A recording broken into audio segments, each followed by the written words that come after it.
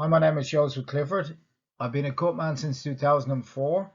I've worked with most of the major organizations in the world, from boxing to MMA to Muay Thai.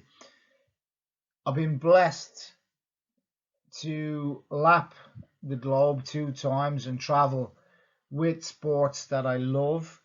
And in particular, I'm very, very passionate about the profession of cut person. So what I'm going to do is take you through or on a journey from the earliest days of hemostatic agents, in other words, the substances that stop bleeding, right through to current day.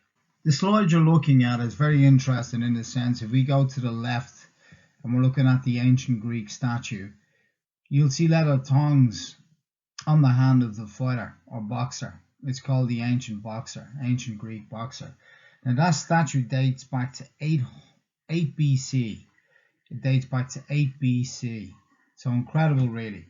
But you got to think of the times themselves, even as far as 100 AD in ancient Greece and Rome, hallucinogenics and stimulants, even strychnine was used to stave off pain and fatigue. So it would have been quite common. But what's really unique about this statue, really unique about this statue, is if you look at the face of the statue, there's little scar tissue. So you'll see scar tissue across the nose and right up here over the suborbital notch. And I always remember having a conversation with Dr. Mike Loosemore from EBA, who does Trojan work for athletic boxing and safety of fighters. And he was saying that it's by no fluke that the scar tissue is over these areas. And he reckons that they used the statue or a similar statue for medical students in ancient times to teach them about danger zones in the face. So, fascinating. Much more than just a boxing statue, eh? But then if you look at the leather tongue they would have worn around their knuckles, and that was either to protect their knuckles, and it was probably used as a weapon, because leather is hard, right? So if you're on the receiving end of that, I'm sure it wasn't pleasant. But if you look down at the picture underneath it, you'll see the hand. And how they fixed that leather tongue on was they wound leather strips around the wrist, around the thumb, and fixed it onto the hand by looping it through that ring of leather that's around the knuckles. It's all like a proper glove, really. Or just like, I suppose, in a way, a knuckle duster. Solid mass of leather. When you think also of those times, if you ever want a connection to the past, have you ever wondered why a boxing ring is called a ring?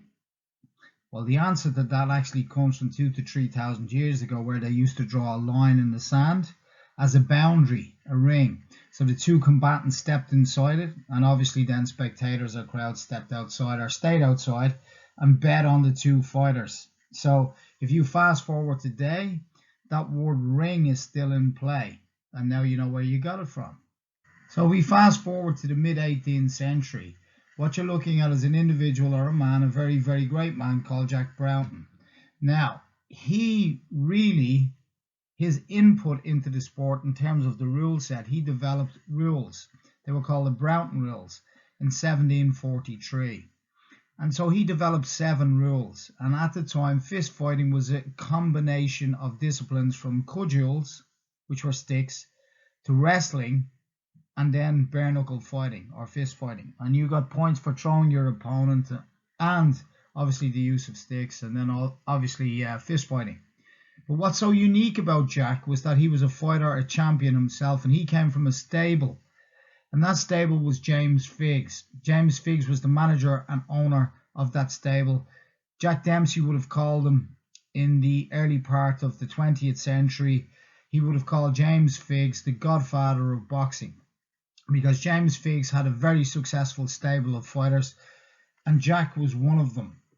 Now, from those 7 rules that Jack designed in 1743, they later went on to be developed into 21 rules.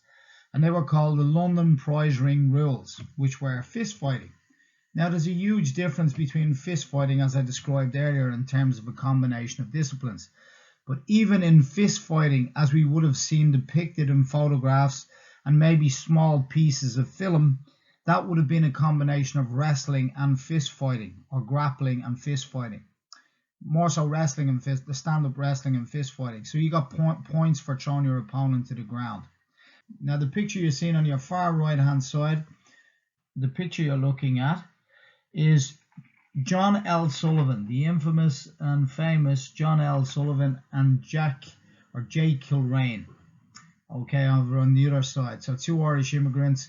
And so John was the first ever fist fighting champion of the world and would have boxed and fought under the prize ring rules. Now, what was typical of that time, okay, in the 19th and 20th century, were the likes of cocoa leaves used by cornermen, because with the Broughton rules, again flipping back to that photograph in the middle, Jack stipulated that if the back of your knuckles hit the ground, you got a 30-second break, which meant that seconds, the first man being the boxer, if you ever wanted to know that, or the fist fighter, the second man being outside of the ring, your coach, first and seconds. The second man, the seconds, had an opportunity to work on injuries. And what they used to use, even in the 19th and 20th century, or early part of the 20th century, was cocoa leaves, which was then refined into cocaine, opium, which was later refined into heroin, strychnine in low doses, and caffeine mixed with alcohol.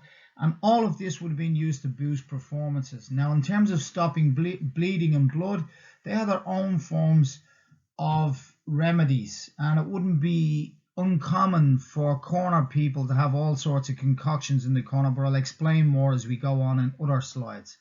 But basically, these were the godfathers of the sport, and the connection that we have today in terms of the word ring, fist fighting, which later went on to be developed into boxing, the rule set, the Queensberry rules that we now use today, the Broughton rules were really the backbone of the rules that we still use in combat sports today, particularly boxing, obviously. So I want you to look at this short piece of film, but first, just have a look at the screenshot. You'll see that the ropes are equidistant apart and that the ring is square. Okay, and the difference, the measurements were quite meticulous. And so basically, under the London prize ring rules, a gentleman by the name of John Jackson, who was instrumental in forming the Pugilistic Club in 1814, and he was a watchdog for things like articles, judges, referees, disputes, particularly around pay, and again the distance between ropes, ring posts, etc., etc. So the ring had to be a standardized size, and they were laid down in 1814. Now, during that period of time, of course, fist fighting was king, but there was a shift, a change, and the reason why there was a change was because of a fellow by the name of Graham Chambers. Now, he may have been a Welshman, I'm not too sure, and he was a member of the Amateur Athletic Club, and he saw patronage with a man called John Chateau Douglas, and he was the 9th Marquess of Queensberry. Now, the reason he did that was, or seek patronage, was basically they wanted to encourage a better class of human being to take part in the pugilistic art of boxing. And so as a result of that, the Queensberry rules were developed, because up until then the sport was regarded as a vagabond sport. So the Queensberry rules differed from fist fighting in many ways. The first was padded gloves. The second, 3-minute rounds with a 1-minute break in between. No wrestling. Fighters, if they went down, they had 10 seconds to recover. And basically it was the first introduction of weight classes where fist fighting was a free-for-all. Another part of the Queensberry rules that distinguished it particularly from fist fighting was that you didn't win at all costs. So the use of headbutting or illegal fouls, none of that was allowed or tolerated under the Queensberry rules. Now, I'm going to show you the film.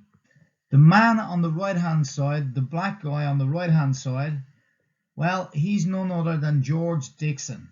And what's unique about George, he came from Nova Scotia.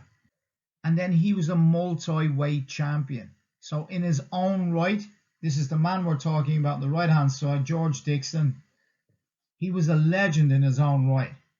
It wasn't very pretty to watch, that's a fact. It was just come forward, offence, offence.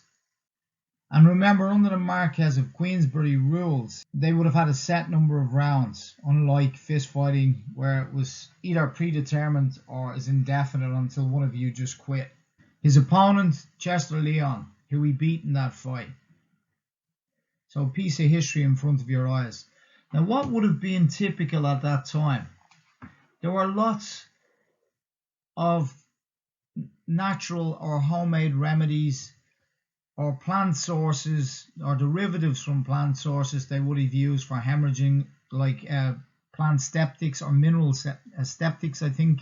Forgive me, I'm more to the English language every day. And they would be used for hemorrhaging or to help clot blood. There were also other liniments or wound dressings that they would have used, which would have been made from honey and gauze, animal grease, and fibrous, which would have had a fibrous base. Now, the animal grease acted as a barrier, the honey as an antibiotic, and basically the lint itself was like a fibrous material that helped kind of seal the wound, or helped kind of fill the wound, again as a barrier and protected from the outside environment with the grease. So they would have been quite common on the time, and same with the use of brine on the end of a cloth. So the substances that you're seeing here in this slide would have been typical of the 19th century and the 20th century. But some of these come from godfather plants like cocoa leaves and poppy seeds, which would have been used in ancient gladiatorial and fist-fighting times during ancient Greece and Rome. The difference was that embalming fluids were also part of hemostasis, so they used embalming fluids. Now, embalming fluids are generally used to coat or cover corpses, cadavers. Now, what's really interesting is the ancient Egyptians, well, they're the most famous for developing embalming fluids, and the reason why you still have mummification, they were geniuses at mummification. So again, our connection to the past goes back thousands of years. But in terms of the substance that were used in corners, you had everything from, again, poppy seeds, which were basically used for pain, which were opium, cocoa leaves to stave off fatigue, mustard seeds for basically decongestion, and embalming fluids to stem or stop the flow of blood. And you'll see a spider's web over in the corner there. And what that would have been used for was basically, it was rolled into a ball and it was placed into the laceration, placed into an open wound. So fascinating times. But a lot of things changed in the earlier part of the 20th century, particularly 1928, when cocaine and opium became prescribed drugs in the US. And the reason for that was it was to regulate track and field use of drugs, or doping as we'd call it today, under the International Association of Athletic Federation. They formed or regulated these drugs, so basically track and field could be a better place in terms of the use of these substances. I love this photograph, and the reason I love this photograph, and there are some cut people who are omitted from this and not on purpose, it's just that I had a certain amount of paper to work with, and I just squeezed as many as I possibly could in. I could have probably left out one or two on that page now that I'm looking at it, but however, let's start in the first place. Top left-hand picture, you have Doc Bradley. Okay, and what was unique about Doc, or the reason they call him Doc, is because he was an avid reader of books. Now, Doc, he would have lived in the late part of the 19th century, early part of the 20th century. Now, the dates have slipped me, so forgive me.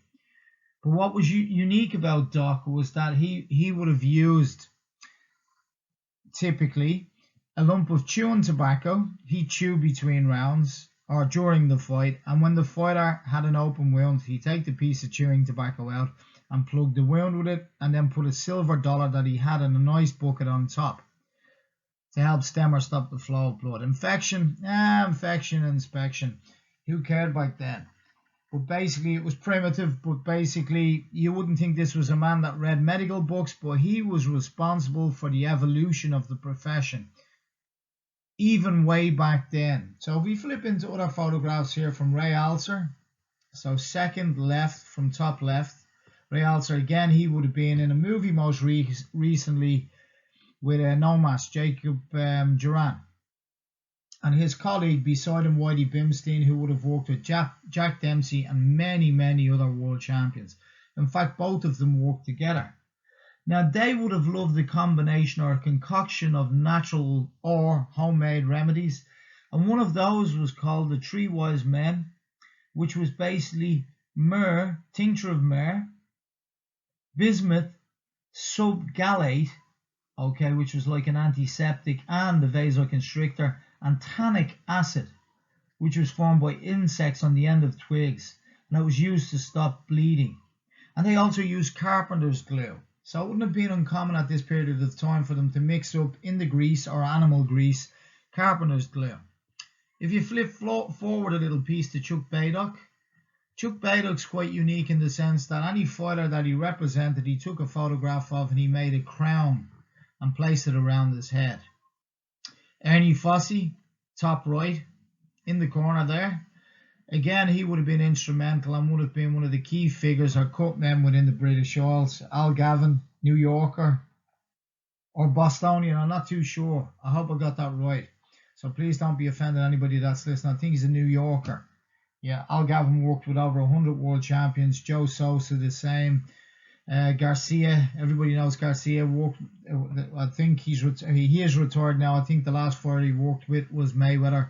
Hutchil Mate, Mike Williamson, Ray Story. Don't ask me why I put him in. Somebody said I was just to represent somebody from my own country. Bob Plant, Leon Tabbs, Jacob Duran, and last but not least, Swayze Valentine, who represents a sign of the times in the 24th century, where women are playing key roles in combat sports. The reason I include Rocky Marciano in this is because the account in 1954, Freddie Brown as Cutman would have used an embalming fluid on the split nose, the left side of his nose. You'll see that the nasal cavity is completely split. And so what his Cutman, basically Freddie Brown, used was Negatin. So what I'm going to do is Rocky's actually narrating through this himself. So listen to his accounts of it in the corner.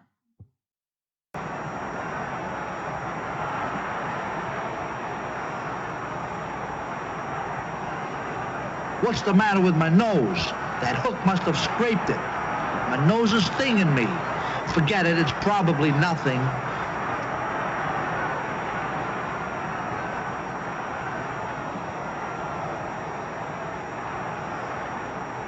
I'm touching the nose, and it hurts every time I touch it.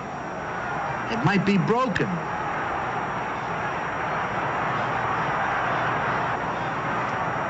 What is this? I'm bleeding bad. What did this guy do to me?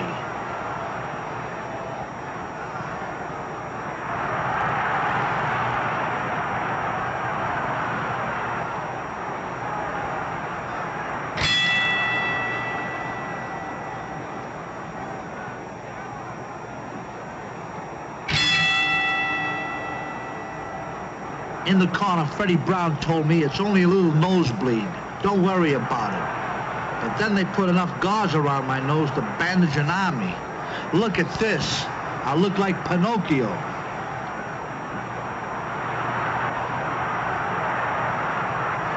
Whatever I got, Charles loves it. He's shooting straight for the nose, and he looks stronger than he has in a couple of rounds. The gauze is gone, and I'm bleeding again. But they told me it was just a nosebleed, so I got to take their word. So basically, fascinating account by Rocky himself. So basically, what his cornerman used, Freddie Brown, was he used Negatin, an embalming fluid, which is a form of chemical cauterization. And basically, that was to stem or stop the flow of blood. So basically, it didn't work. Anyway, it was too severe. If you look at the injury, it was terrible. They found of a listed substance was basically from May 23, I think it was, 1965, and that was none other than Muhammad Ali versus Sonny Liston.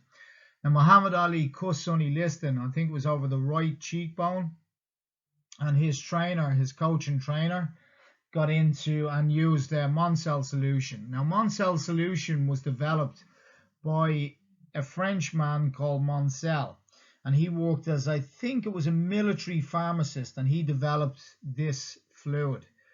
And that fluid, typical of it, if you look at the photograph directly under the small bottle, used to leave a purple hue.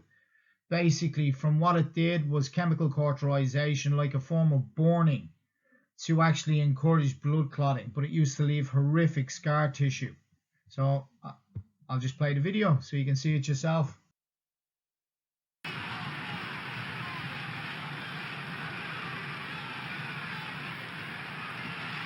seconds to go in the third. There's the bell for the end of the third round, and Liston said that he would do it in 3, and then he cut it to 2, and he hasn't done it in either. The honours are all with Cassius Clay, working on that eye of Liston's, the left eye cut underneath. Not a serious cut, but enough to worry the champion. Sensation piling upon sensation here in the Miami Beach Convention Hall tonight, where they're charging $250 for a ringside seat to see this in what they call the Golden Circle. And the people are getting, I should think, every cent's worth of it too. 3 rounds gone, and the honours stolen by the 22-year-old challenger against this 30-year-old Liston with the 84-inch reach and the 14-inch fist, but those fists tonight haven't made much impression. The 4th round coming up.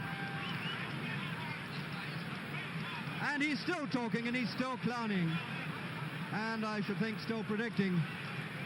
He said 8 rounds, we're halfway there. Is it possible that Clay is going to pull it off? And what he's actually saying is that my eyes are burning. My eyes are burning. So they suspected that they put a substance on the end of the glove, Sonny Liston's glove. So when Sonny was punching him, that substance went into his eyes. And so Muhammad Ali venomously was complaining all the way through the round. Henry Cooper. So far, Liston hasn't managed. Okay.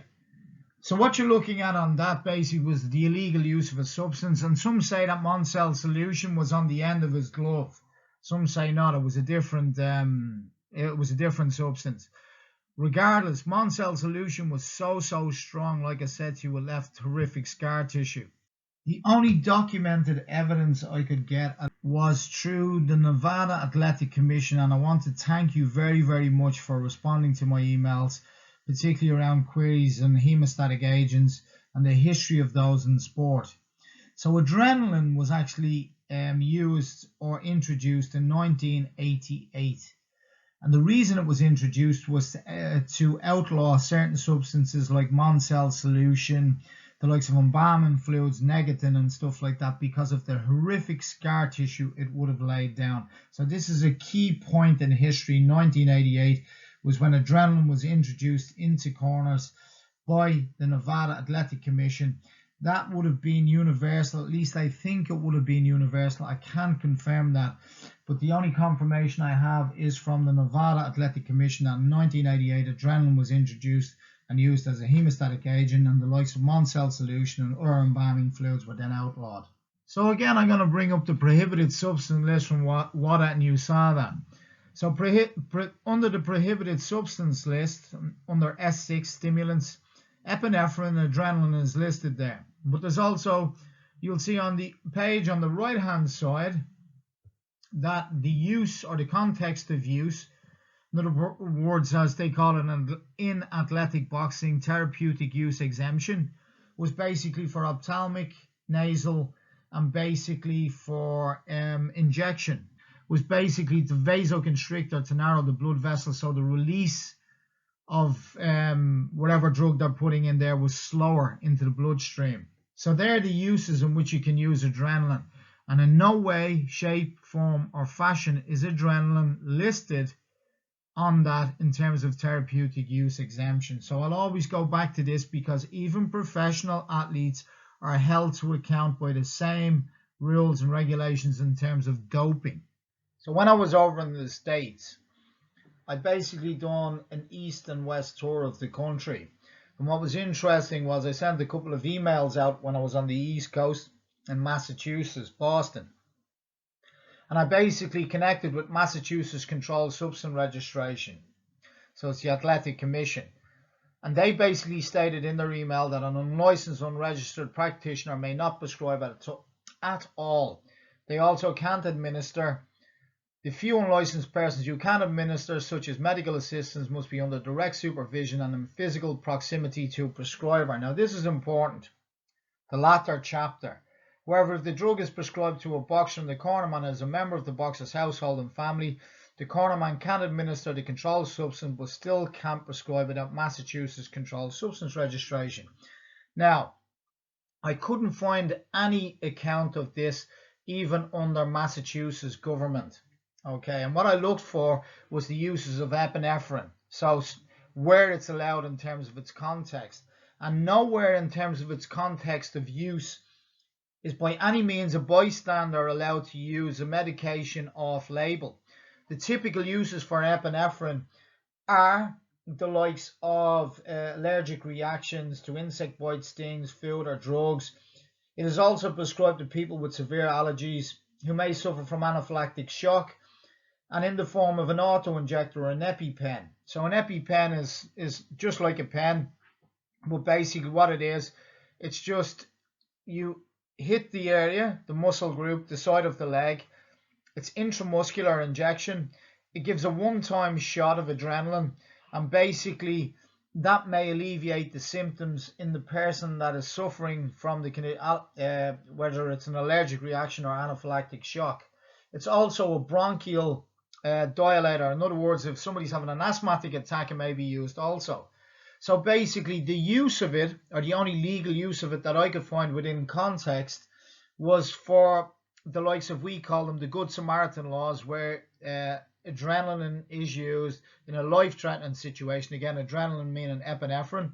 In a life-threatening situation where somebody is in severe shock or it has an allergic reaction, and then it's to save life. It's used to save life.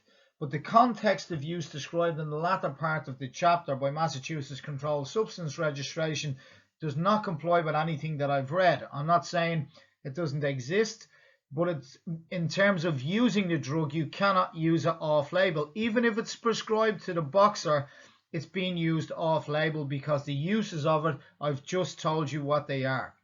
Either for allergic reaction, anaphylactic shock, asthmatic attack, or it's also used to kickstart the heart in terms of cardiac arrest at times.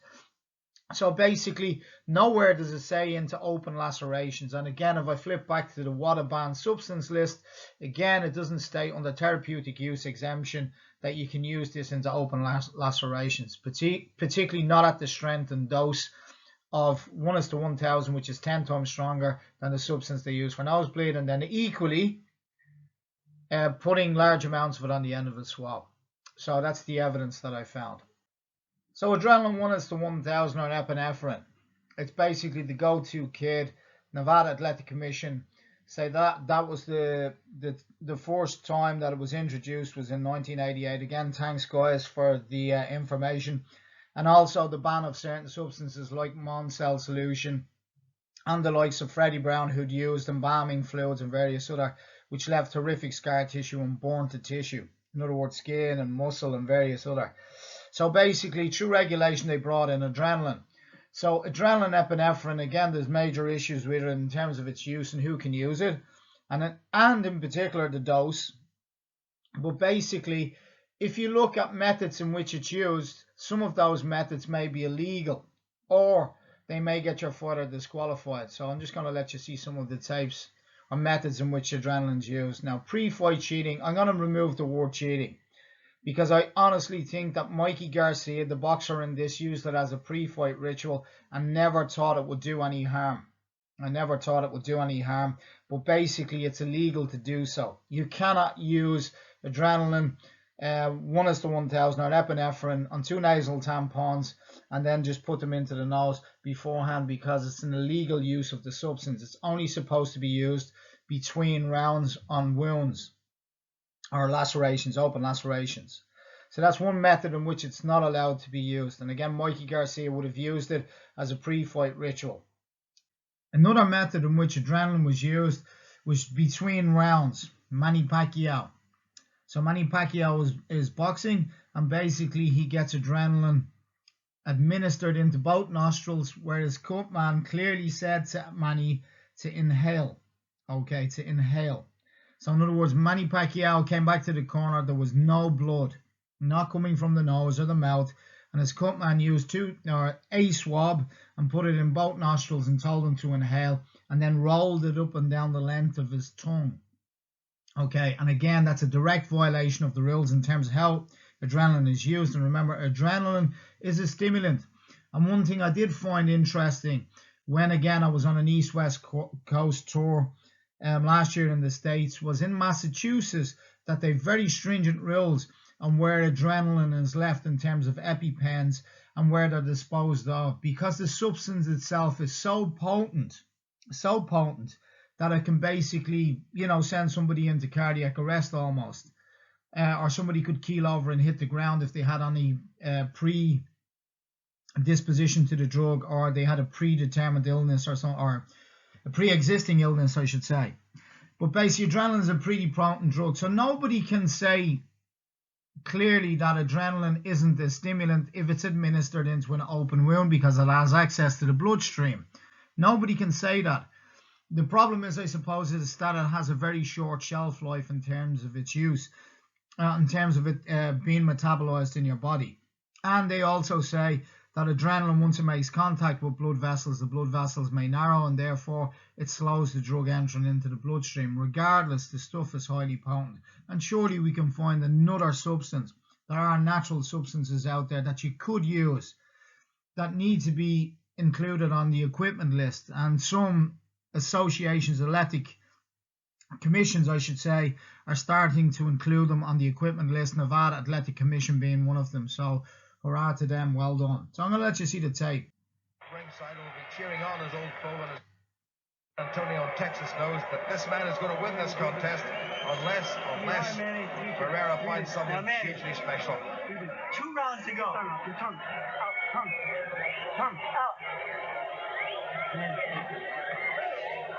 2 rounds to go. You hear me? I want you to pick it up. Okay. And then you follow him the whole round. You gotta cut the ring off. You know, don't follow this man. Yeah. Okay? Yeah. And here, he's walking right into the hook, right? Yeah. Okay, let's put the hook left in again. If you look, that's a direct violation of the rules. And adrenaline was just being used for one purpose and one purpose only, and that was as a stimulant to stave off fatigue. Now, I do believe, looking at the video, that Manny Pacquiao was quite ignorant of it and just had his head in the fight. There were other people in his corner that could have said something to the cutman and say, look, don't do that again, okay? Because realistically, that's a disqualification. And that is a disqualification and a direct breach of the rules. So basically, the next slide I'm showing you is a very famous fight between Lennox Lewis and none other than Vitaly Klitschko. And so basically, the fight itself, Klitschko got a very, very nasty laceration just under the left eyebrow. And so basically, it was a really nasty wound that should have been stopped, but because of the dollar value of the fight, it continued. Now, the cut person in the corner was Joe Sosa, a Texan, a good man. And in many, many ways, what he did was evolve the sport. So he used to mess around with different substances, hemostats. And basically, one of his favorites was to use Surgicel. His dentist, he seen using it on one of his teeth. And he asked, what was that? The dentist told him. So Joe thought, I'm going to use that for boxing the next time I'm out. And so he treat the athlete and then take out the Surgicel and place it in the wound and then grease over the top of it. So basically, and he messed around with aloe vera and various other and all the rest of it. He used to cut himself and apply it into his wounds. So, yeah, he, in lots and lots of ways, he lived it. He loved it. He lived it. A very famous Texan. So I'm not going to use this piece of film to absolutely tear his career apart or anything like that. It was contextual at the time. Unfortunately, it's still contextual today to not wear gloves, to use adrenaline, to not have the education and training around the use of the drug or what works best. But basically, there were a number of things that would have been par for the course or normal and very, very normal within the environment itself of Cutman and corner care. So I'll just play the tape on.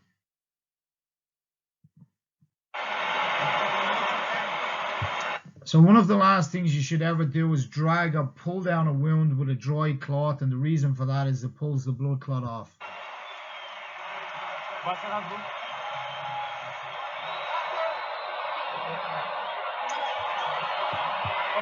And again, that's a fight stoppage all day long. Okay, we're calling timeout to look at the guy. Can you go forward with that? Can you No with that? way. We have more time. We call timeout. So again, swabs and mouth, or the piece of gauze he has in his mouth, not a good idea. But again, it would have been fashionable to do it, and would have been contextual in its time. Ring doctor in Vitali's corner is Paul Wallace. That's a horrid gash. It looks like they've controlled that. Okay, I'll keep watching it. Okay. So what he's using is 2 swabs. So the dose on the end of a swab can be 6 cc's, or 6 milligrams of 6 milliliters of adrenaline 1:10,000 on one swab. So on both of them, you would have around about 12 cc's of the substance. So again, 12 milliliters of adrenaline 1:1,000. So think about that for a second. That's a big dose you're putting into an open wound. As he's using the grease, you can see he's not wearing gloves. He has long nails, so the potential for cross-infection is great. But most importantly, the grease itself is probably cold and therefore not so applicable, particularly into the open wound. And that open wound is so big anyway that the grease would have little impact. So basically, again, I'm not using that piece of film to point the finger and say, you know, that's not how to do it. Well, it's not how to do it today in the 21st century, but would have been quite contextual at that time. I know Vitali changed his cutman after that fight, or soon after that fight, and Jacob Duran took up his corner.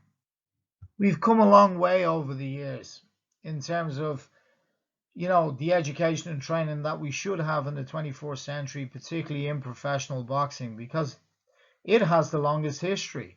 You look at its history, it's so rich and it's so long. It goes right back 2,000 to 3,000 years ago. It's just amazing. It's just absolutely breathtaking to think of the history and the connection to the past, and the substances that they would have used still being used right up until the early part of the 20th century, right into 1928, until they prescribed opium and or heroin and cocaine. So, you know, we've come a long way from using those substances and equally embalming fluids in the days of Rocky Marciano, and then from Monsels solution from the days of Sonny Liston to 1988 when an adrenaline was introduced. And for some reason, we seem to have just stopped, and we just haven't proceeded any further. So you look at cutmen today, and they look like the cutmen in 1988 in terms of how they perform in corners. And part of the reason for that, and the reason why it's so culturally repetitious in nature, is not only because they had some success doing it, it's because they were getting away with doing certain things at that time which were contextual at that time, in terms of not wearing gloves, in terms of using dangerous drugs in any amounts and any dose, or other substances. Okay, but now here we are in the 21st century. You would think at least we'd put a pair of gloves on in a corner, and particularly in the middle of a pandemic right now where face masks have become compulsory and more of you have started to use gloves. You know, like, corner care is all about the athlete, and the most important thing is we need to provide the education and training to those people. Now, the key stakeholders in all of this, the primary one is the athlete, but the people that hold those world championship belts, which there are 4, the WBA, the WBC, the WBO, and the IBF. There are 2 minor titles. Then you've intercontinental, European, Commonwealth, national titles. Professional boxing is very much fragmented, and therefore, to engage with stakeholders, all you can do is try to communicate with them. But I think in terms of harm reduction, the introduction of hemostatic agents, which are natural, should be included on all equipment lists. Therefore, we can go forward. But also, little changes like making gloves compulsory in corners, particularly if we're now going to start to wear face masks. And that's a prerequisite for boxing at the moment, is face masks. Some boxing organizations require face mask and also goggles of some sort. I think it's a good idea, even if there wasn't any COVID present, to cover your mouth when you're close in range, particularly in on a nosebleed or a mouth bleed, always come from the side. Otherwise, you're swallowing the fighter's blood spatter as you close range and they breathe out. So always cover the mouth when you're closing range. But the more importantly, it's protecting yourself by wearing the face mask and goggles, and also protecting the fighter in terms of changing your gloves every round. Every round. Particularly where blood spatter is concerned. You never put your hands back in your kit. Now, some people say, oh, I use hand sanitizer and stuff, and then I put my hands back in my kit. Don't like wearing gloves. I've had to change them too much and all this. It's bullshit. Cop on. 24th century. Come on. If you went to see a doctor and the doctor started to treat your 7-year-old child who had a cut on their forehead with no gloves, and then took out a lump of steel to mash down a piece of swelling on the side of the head, you'd have an opinion on that, but for some reason we let that slide with professional boxing. This is the sport we all love. I'm a boxing man through and through. It's what I evolved, and it's what I be. It's part of who I am today, but it's where it started. I love the sport and I love the profession of cut person. But the only way we can make changes is to communicate, is to open our ears and provide a level of training and education for coaches which is specific to cut person, okay? Which represents the 24th century, which brings the profession into the 24th century. And if we are going to use prescribed substances, please, please, please, it needs to be supervised and training needs to be provided, or some sort of adequate education in terms of dose and strict controls, particularly with a substance so potent. So I give you this with love. This is not going out there in any other shape, form or fashion, but I love the profession, and all I'm trying to do is offer solutions, because presently as it stands, we're using substances in corners which break prescription laws and are out of context, off label, and we're delivering those drugs and treatments to third parties, and we are liable for doing so, and you're doing it on camera. Okay, we're doing it on camera. So let's bring the profession into the 24th century. Lastly, I want to thank you all for tuning in. It's been a real pleasure doing this. I've got one more part to this. So it's adrenaline and it's history and other combat sports. So martial arts and various other. So that will be next week, part 3. But I want to thank you all for tuning in tonight. If you like it, subscribe. If you don't, you don't have to. If you want a load of free stuff, I have it up on my website, www.minutemedicineman.com. Equally, if you want to send me an email, if you're interested in any online courses or anything like that, just let me know. It's minutemedicineman@gmail.com. YouTube, Minute Medicine Man. Instagram, same thing, Minute Medicine Man. And Facebook, Cutman Minute Medicine Man.